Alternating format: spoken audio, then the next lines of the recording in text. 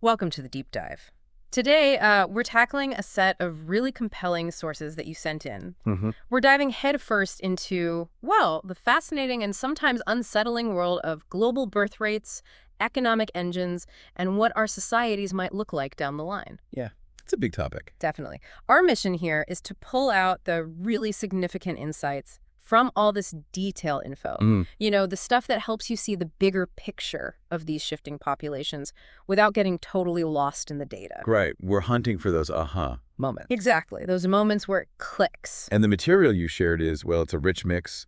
You've got solid demographic numbers, some genuinely thought-provoking arguments about what it all means. Mm. We're seeing detailed birth rates, predictions for the future, and a real debate, actually, challenging some basic assumptions about, what these changes mean for us. It sounds like a great chance to get beyond the usual headlines. Absolutely. To Yeah. really get to grips with the deeper trends. Okay, let's unpack this. Starting with something that jumped out at me, and I know you, our listener, flagged this too, the current state of global fertility. Right. Specifically, those really low rates in East Asia compared to higher numbers elsewhere, like parts of the Middle East and Africa.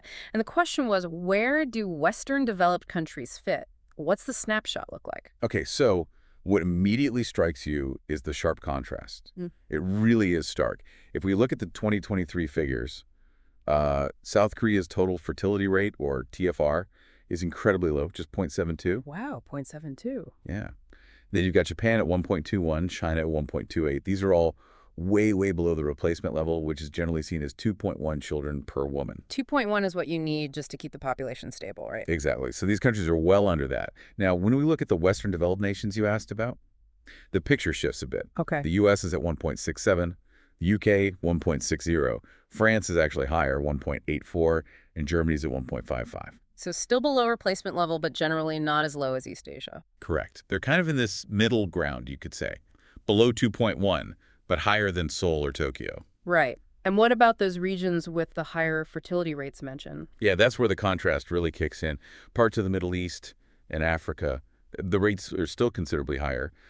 Egypt, for example, in 2023 had a TFR of 2.80. Above replacement, then. And Saudi Arabia, interestingly, was right at replacement level, 2.10. Okay. But then you look at some parts of sub-Saharan Africa, and the numbers are dramatically different. Niger, a staggering 6.72. Somalia, 6.13. Nigeria, 5.23.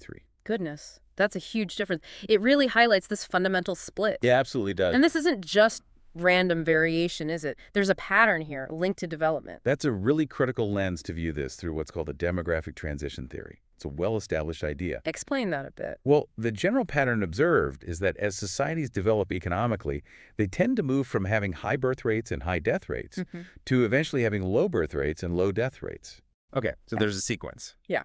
Initially, economic progress brings better health care, sanitation, food that cuts death rates, especially among children.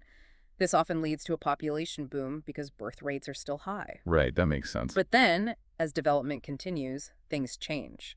Education expands, particularly for women. Women join the workforce in greater numbers. Raising children becomes, frankly, more expensive in urban, industrialized settings. And people tend to start having fewer children. So birth rates fall too. The sources we're looking at clearly show this pattern playing out globally. So the more economically advanced nations generally have those lower TFRs we talked about. Precisely. It's a strong correlation, though obviously culture and policy play roles too. Okay, so that gives us a good picture of the present, but let's look ahead. Our listener was really focused on the UN population projections and this idea of whether regions with higher birth rates might dominate the future. What do those projections actually tell us? Right, the UN projections out to 2050. They suggest some pretty significant reshuffling of the global population map. It's quite striking. In what way? Africa is set for the most dramatic growth. The projections show it potentially jumping from around 1.3 billion people today to 2.5 billion by 2050. Doubling, almost. Pretty much. And that means Africa's share of the total global population could increase from about 17% now to roughly 25%, a quarter of the world's population. Wow. What about Asia? Still the biggest. Still the most populous continent, yes. But it's projected to grow more slowly, from about 4.6 billion to 5.3 billion. So its share of the global population might actually shrink a bit, maybe from 60% down to 55%. Interesting. In Europe? Europe's population is expected to remain pretty stable, around 0.7 billion, maybe a slight decline in some areas. So the big story is Africa's growth. Definitely. And what's really striking isn't just the sheer numbers, but the age structure. Africa will have a much, much younger population compared to other regions. Right, which could have huge impacts on everything from markets to geopolitics. Absolutely profound impacts. Okay, so back to the big question our listener raised. Does that larger, younger population in Africa automatically mean it becomes the dominant global force? Yeah, this is a crucial point to unpack, and it's something our sources tackle directly. There's this common assumption, isn't there? More people equals more power. Sure, it seems intuitive. But the analysis here really pushes back against that simple view. It argues that while, yes, a bigger population can mean a larger domestic market, a bigger potential workforce, global influence is a much more complex equation. What else goes into it? Well, things like the level of education in the population, the quality of governance, is it stable, effective, technological innovation, economic infrastructure, roads, energy, communications, overall societal stability. These are all absolutely critical factors. Population size alone doesn't guarantee influence. That's a really important distinction because I think, yeah, there's a tendency to just look at the numbers. And our listener even used the phrase backward civilization connected to high birth rates, which sounds quite loaded. It is loaded, very loaded. That kind of language, backward civilization, it often echoes, well, frankly, problematic colonial era thinking. Right, equating Western tech with being advanced in every way. Exactly. Ignoring the rich histories and diverse developments elsewhere, the sources really challenge this head on. Development is multifaceted. Yes, we often see higher birth rates in the early stages of economic development, like we discussed with the demographic transition, but to label those societies as inherently backward, that completely overlooks their potential and the huge importance of those other factors we just listed: education, governance, infrastructure, tech. Arguably more significant than just population size in the modern world. So the takeaway is we shouldn't fall into the trap of thinking population size alone dictates a region's future. Precisely. While a large population can offer advantages that big market, the labor pool, these can only be realized if the right foundations are in place. And then without them. Well, without investment in people, sound economic policies, stable political systems, a large population can actually create huge challenges. Pressure on resources, on infrastructure, potential instability, it's not automatically a benefit. Now, one of the really interesting counter-arguments that came up in the sources, this idea that maybe technology is the primary driver now. Yes. That innovation is the real engine of growth, maybe even more important than population size. This is a fascinating line of argument. Yeah. The idea is that in developed economies, technological innovation, think automation, AI, advanced manufacturing, is increasingly becoming the dominant force behind economic progress. And that could lessen the need for large populations. Potentially, yes. Automation and AI can lead to huge jumps in productivity and economic output, even with a stable or smaller workforce. Some researchers are now suggesting that maybe those traditional economic anxieties about low birth rates might be, well, a bit overstated in highly automated societies. Because the definition of a productive population is changing? Exactly. The sources suggest that developed nations might maintain or even grow their global influence through technological superiority and innovation rather than just having more people. It shifts the focus. That makes a lot of sense, especially seeing the pace of AI development right now. And this connects to another point raised, doesn't it?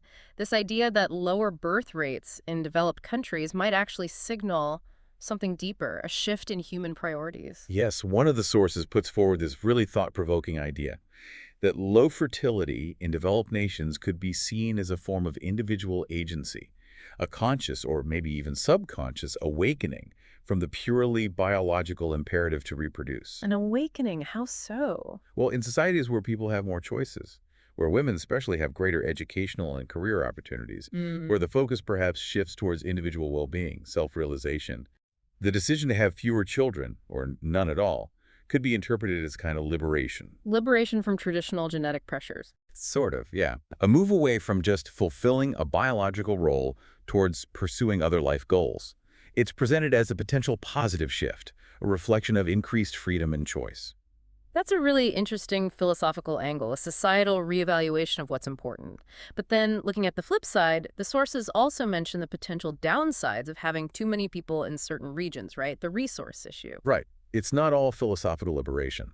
The sources do acknowledge the very real potential for resource bottlenecks in regions with rapid population growth, especially if economic development and infrastructure can't keep pace. Things like water, food. Exactly. Clean water access, food security, strain on land, environmental resources. These are valid concerns. The argument is that unchecked population growth in already vulnerable regions could worsen existing problems and potentially hinder their progress. It adds another layer of complexity. Okay. This brings us nicely to that whole debate around aging populations in developed countries. Is it really the economic death knell some predict? And is looking to higher birth rates elsewhere a realistic solution? Yeah, this is a huge discussion.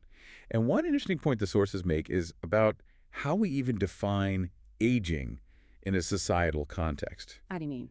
Often, it's framed purely as a statistical ratio, the proportion of older people compared to younger working-age people. And that ratio is shifting. It's important for things like pensions and healthcare funding. Sure, the dependency ratio. Right, but the sources point out that this doesn't always reflect the absolute increase in the number of older people who might still be healthy, active, contributing economically or socially, maybe working longer. So the picture might be more nuanced than just more old people, fewer young people, therefore crisis. It could be. And the sources also question relying on higher birth rates elsewhere as a simple solution. In modern competitive societies, family structures are changing, filial responsibility looks different. Simply having more young people isn't a guaranteed fix for the complex challenges of an aging demographic. Yeah. It's not like you could just import youth to solve the problem easily. So we shouldn't just assume that more babies, either at home or through immigration, based purely on numbers, will automatically solve the challenges. Not automatically, no.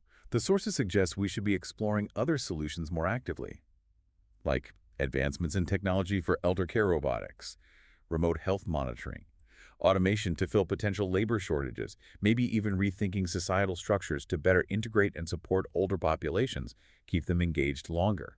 So innovation again, but applied differently. Exactly. Relying solely on boosting birth rates might not be practical, or even what people in many developed countries want, given their current economic and social situations. Okay. One final point that came up, and it feels maybe a bit uncomfortable. It's around this idea of overpopulation and how we value individuals in different contexts. Yeah, this is a really complex and ethically tricky area. One perspective floated in the sources is that with technology advancing so fast, some might argue that current populations in highly developed nations are already, perhaps, beyond what's strictly needed for economic output alone. Which raises questions about resource use and environmental impact. Precisely. That side of the overpopulation debate. But then conversely, the sources also touch on the idea, and this needs careful handling that in less developed nations with very high birth rates. While it's absolutely not always a conscious individual choice, the sheer scale of the population can sometimes create a context where, in a purely cold economic calculation, individual value might seem diminished by the sheer numbers. That's a difficult thought. It is.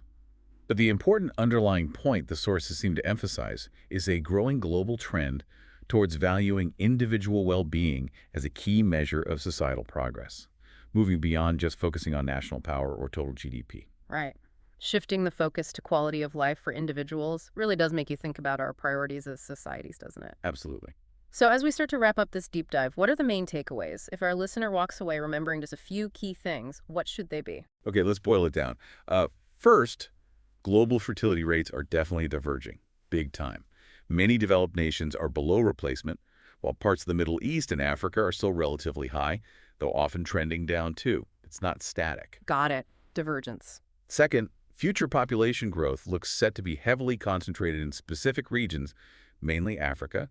This will shift the global demographic balance significantly. A younger Africa, relatively older elsewhere. Right. But, and this is crucial, point 3 global influence isn't just about population size, it's a complex mix. People, yes, but also technology, economics, governance. Don't assume numbers equal dominance. And that civilization idea is not linked to birth rates. Absolutely not.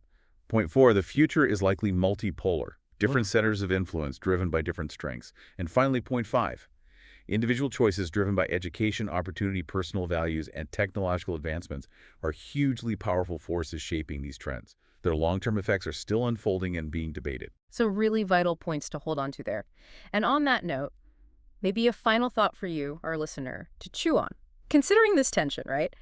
between individual desires like smaller families in developed nations and potential societal challenges like aging populations or shifting global power. And then throw in the whole technological revolution. What might be the single most significant unexpected consequence of all these demographic shifts in the next 50 or 100 years? Hmm. Unexpected consequence. Yeah. Are we truly heading towards a kind of liberation from our biological imperatives, like one source suggested? Or are new forms of societal pressure or maybe even technological control subtly taking their place? Definitely something worth pondering. Indeed. A lot to think about. We really encourage you to keep exploring these fascinating, complex issues. Think about what they mean for you, for the world. Yeah, there's so much more out there on demographics, tech, philosophy of human value. Absolutely. This deep dive has really just scratched the surface.